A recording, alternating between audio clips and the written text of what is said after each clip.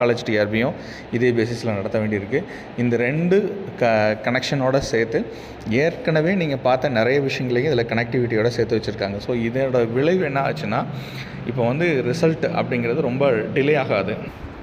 நடத்தப்பட்ட இந்த எக்ஸாம் குயிக்காக உங்களுக்கு உங்கள் ஆட்சேபனை தெரிவிக்கிறதுல ஆரம்பித்து அந்த கீ கொடுக்குறதுலேருந்து சிபிடி எக்ஸாம் கொடுக்குறதுலேருந்து இது எல்லாமே குயிக்காக பண்ண இவங்க பார்த்திங்கன்னா சிபிடி எவ்வளோ ஸ்பீடாக முடித்தாங்களோ அதே ஸ்பீடில் நான் இதை முன்னாடி நம்ம வீடியோவில் சொல்லியிருந்தோம். அறிவித்த கொஞ்சம் அதை கொடுத்த நாளில் 20 நாள் கூட ஆகலை, அதுக்குள்ளே எக்ஸாம் நடத்துகிறேன்னு சொல்லியிருந்தாங்க.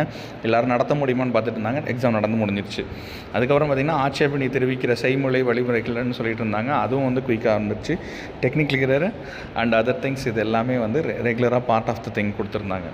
இது மூலமாக உத்தேச குறிப்பு கொடுத்ததோட சேர்த்து அதோட ரெஸ்பான்ஸ் ஷீட்டையும் இப்போ சொல்லியிருந்தாங்க. இப்போ நீங்கள் ரெஸ்பான்ஸ் ஷீட்டை வாங்கி இவ்வளோ நாள் ஆச்சு, இன்றைக்கி நீங்கள் ஃபைனலைஸாக இன்னும் இதுக்கப்புறம் தேதி தள்ளி வைக்காமல் இருந்தாங்கன்னா சரியாக ஏப்ரல் 10-11 தேதிகளுக்குள்ளேயே உங்களுக்கு ரிசல்ட் அனௌன்ஸ் பண்ணிவிடுவாங்க. ரிசல்ட் அனௌன்ஸ் பண்ண பிறகு பார்த்திங்கன்னா யாரெல்லாம் குவாலிஃபைட் இருக்காங்களோ அவங்கெல்லாம் பிஜி அந்த ஆர்ட்ஸ் டிஆர்பிக்கான அப்ளிகேஷன் போட்டிருக்கிற எல்லாரும் அவங்க அதில் they are eligible for that. அதோட சேர்த்து அதோட அந்த ஆர்ட்ஸ் டிஆர்பி மட்டும் இல்லாமல் லா காலேஜ் டிஆர்பிக்கும் இவங்க எலிஜிபிள் அப்படிங்கிறதையும் மறந்துட வேண்டாம்.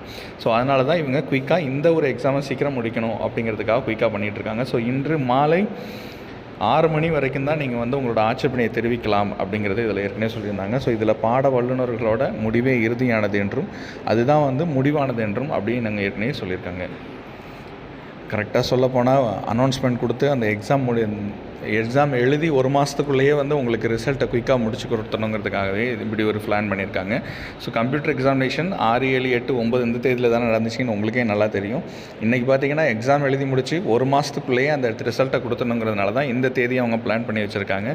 ஏப்ரல் 10-11க்குள்ளேயே உங்களுக்கு ரிசல்ட் அஃபிஷியலாகவே அனௌன்ஸ் பண்ணிவிடுவாங்க. இதுக்கப்புறம் ஆர்ட்ஸ் டிஆர்பி மற்ற விஷயங்களுக்கு இதை யூகிச்சு வச்சுக்கலாங்கிறத பார்த்துடலாம். ஸோ அதனால் நீங்கள் உங்களோட ஆன்சர் கீ செக் பண்ணவங்க எல்லோரும் கொஞ்சம் வெயிட் பண்ணுங்கள். அதுக்கப்புறம் டென்டேட்டிவாக கீ கொடுத்ததுக்கப்புறம் இது ஃபைனலைஸ் பண்ணி கொடுத்துருவாங்க.